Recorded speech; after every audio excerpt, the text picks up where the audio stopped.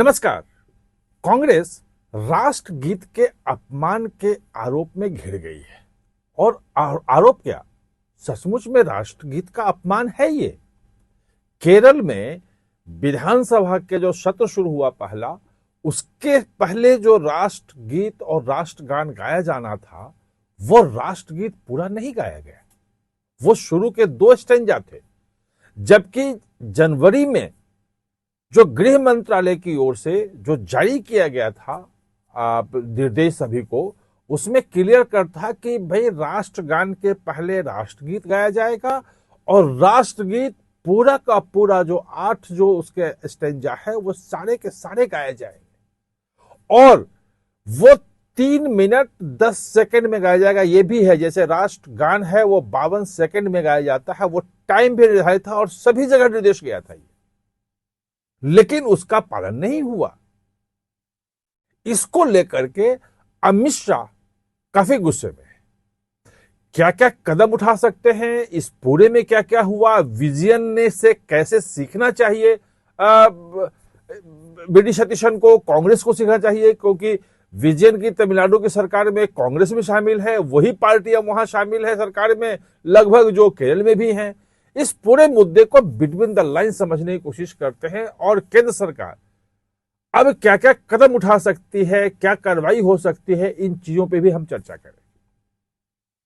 तो दरअसल जब वी.डी. सतीशन का जो शपथ ग्रहण समारोह था, उस समारोह में राष्ट्रगीत पूरा का पूरा गाया गया था और उस वक्त सीपीएम ने आरोप लगा दिया, सीपीएम ने हमला बोल दिया कि देखिए ये सरेंडर कर चुके हैं और ये जो है राष्ट्रगीत पूरा गा रहे हैं, क्योंकि राष्ट्रगीत के बाद के स्टेंजा में जो है वो भारत माता को दुर्गा सरस्वती की तरह वंदना किया गया है। तो इसलिए एक ये दिखाया जाता है कि मुसलमानों के खिलाफ है, अल्पसंख्यकों के खिलाफ है, ये किया गया था। और इसीलिए 1937 में जो कांग्रेस का अधिवेशन था उसमें यह फैसला हुआ था कि 2 स्टेंजा गाया जाएगा और संविधान सभा में भी वही बात हुआ कि शुरू के 2 गाए जाएंगे राष्ट्रगीत में।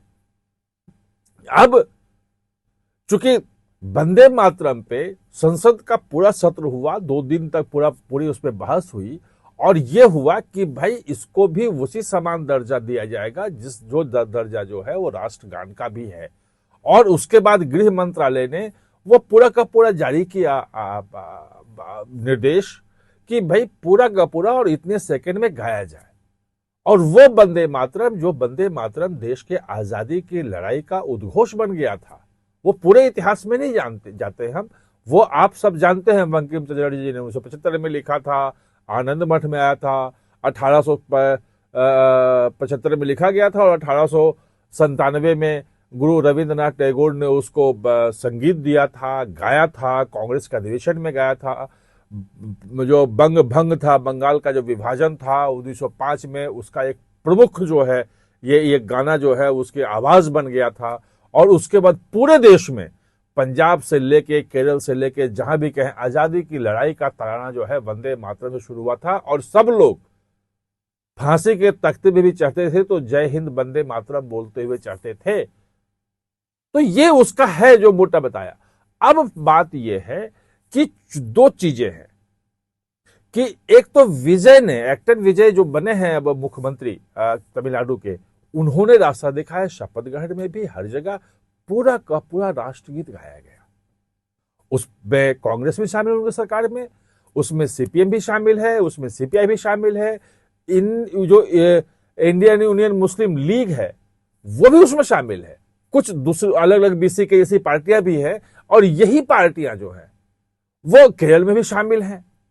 तो जब सतीशन के शपथ ग्रहण में गाया गया और सीपीएम ने किया, और जो जानकारी मिल रही है कि चूंकि यहां पे बहुत महत्वपूर्ण है इंडियन यूनियन मुस्लिम लीग पार्टनर यूडीएफ की, जिसमें सरकार बनी है कांग्रेस की, और यह कहा जा रहा है कि वी.डी. सतीशन जो मुख्यमंत्री बने हैं वो सिर्फ और सिर्फ जो है प्रियंका गांधी और जो इंडियन यूनियन मुस्लिम लीग जो है उसके कारण बने हैं। उसका वीटो था कि इन्हीं को बनाया जाए, वरना वहां के अधिकांश विधायक, अधिकांश जो है आधा से ज्यादा 40 के 59 उसके जीते हैं कांग्रेस के, इसमें 40-41 तो केसी वेणुगोपाल के पक्ष में थे।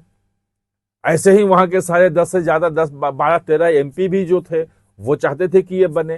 तो सब कुछ का जो वी डी सतीशन का जो है वो मुझे जो जानकारी मिल रही है कि कहीं ना कहीं से इंडियन यूनियन मुस्लिम लीग के दबाव में आए और उस दबाव के कारण जो विधानसभा में जो हुआ वो पूरा नहीं गाया गया, केवल 2 स्टेंजा उसके गाए गए।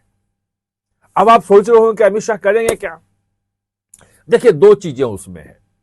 एक तो जो कुछ भी हुआ है वो विधानसभा के भीतर हुआ है, और विधानसभा के भीतर जो कुछ जो वक्तव्य भी होता है, भाषण भी होता है, जो कुछ भी होता है, बाहर उसके खिलाफ एफआईआर वगैरह होती नहीं है।